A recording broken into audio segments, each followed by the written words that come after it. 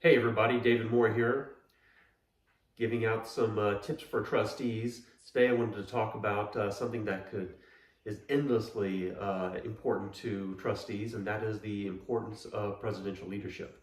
Obviously, a president is the board's instrument for running the university, and it's the most important thing that a board of trustees do is the hiring and firing and evaluation of a president.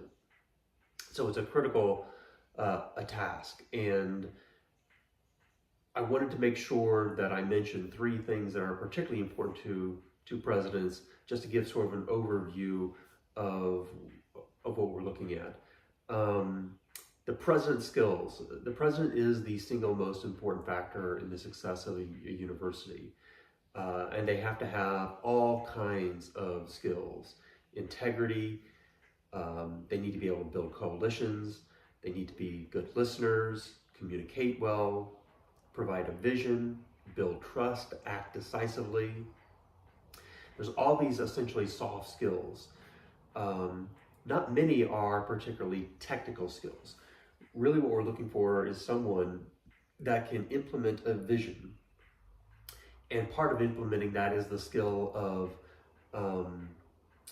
being resilient and not allowing things to sort of get in their way, and being endlessly engaged in their mission. And so really you need this constant pressure. You can't have someone who is hot and cold working for a while. You really need someone who is relentless with their vision. I think of a metaphor of the fastest human-made object in human history is the Voyager satellite that we sent out to explore the solar system and beyond. It's now beyond the solar system. That's the fastest moving object, and it has a propulsion system that provides a pressure of a single piece of paper, just a single 1/16th of an ounce type of pressure. But that's constant. And that is where you build up speed and you build up momentum, is this with this constant pressure, never ending. It's not intense. It's not all at once and then nothing. It is just constant, never ending, relentless pressure. And that's one of the skills that you're looking for in a leader, because they have to implement a vision, and the vision has to take everyone out of their comfort zones. And it also needs to attract resources. So if your vision is not attracting resources, it's either because it's not a very good vision or it's not being implemented well. But the outcome, what you're judging it for, is, are resources coming your way? And in the terms as far as the university, are you getting more students? Which that may be the most readily viewable way. Are you able to recruit more students to your university? Are you able to get more grants? Are you able to get more private support?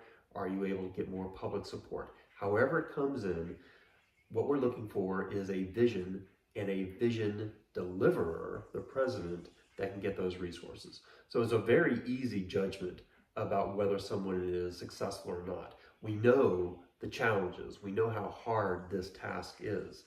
But the ultimate result is not whether you had certain inputs or certain outputs. It's whether you were able to garner the resources needed to do the job. And if you have been able to, for whatever reason, then that vision hasn't been compelling, or that deliverer of that vision has not been compelling. And you should be very well aware of that. And you should compensate appropriately for that, and you should evaluate for that, but you shouldn't kid yourself if that's not happening. If resources are not flowing, then there's a problem. Part of having a compelling vision is to have a senior team that is ready to implement that vision. And it's critically important to have the right team involved. Unfortunately, most presidents don't have the time to do the recruiting job that really should be done as far as their senior team. Who does this really well is coaches, athletic coaches. athletic coaches rarely advertise for a position. They rarely say, I need a football coach would say, I need an offensive coordinator or a defensive backfield coach. And so here's the job description, and we're looking to hire somebody. I mean, they may do that formally, but that's really not where the candidates are coming from. The candidates are coming from knowing who out there, who is available in the space of athletics, and knowing something about them. So this is an enormously time-consuming job, but you cannot wait for a search firm to deliver someone to you or for someone to answer an ad. You have to have some idea of building your team on an ongoing basis. And whether you delegate that for someone to assist you, you should be keeping your eye out on both internally and externally, who's going to be the provost, who's going to be the next provost, who's going to be your vice president for finance, who's available to take that position, who's doing a great job as far as vice president of student services, who is the best in class as far as running the foundation.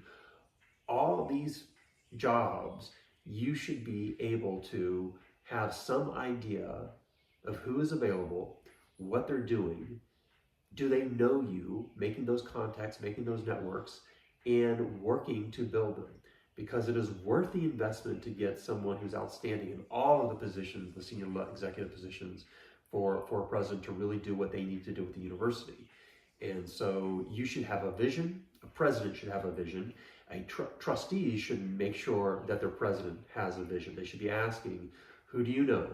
Who have you reached out to? Who are you trying to learn about? Who are you networking with? No one's going to turn you down for asking to have a meeting where the outcome may be an employment opportunity.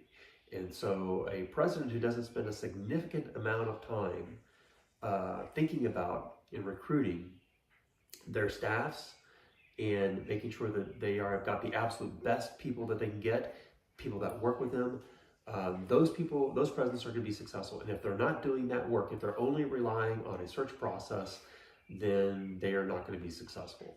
And they are not going to be able to build the team that's going to build the university. So trustees, my advice is to ask those questions and make it an expectation of your senior leadership that you want skills that are out there, that are pushing, that carry a vision, that are able to relentlessly push a vision, and that you're building a team to build that vision and build the university. And ask those questions to that leader. Do you have someone who's doing that? What are you doing to demonstrate that you're doing those things? And what is the evidence maybe that that person's not doing those things? So keep that in mind, and remember, those are the things that are building your university. And if you're being successful, you need to plan to compensate for it and reward effort going on in the direction. And if you're not being successful, if you're not seeing those results and resources coming to you, that's going to be an issue that you as a trustee are going to have to address with your boards. Okay, that's all I have. And if I can be of any help, let me know.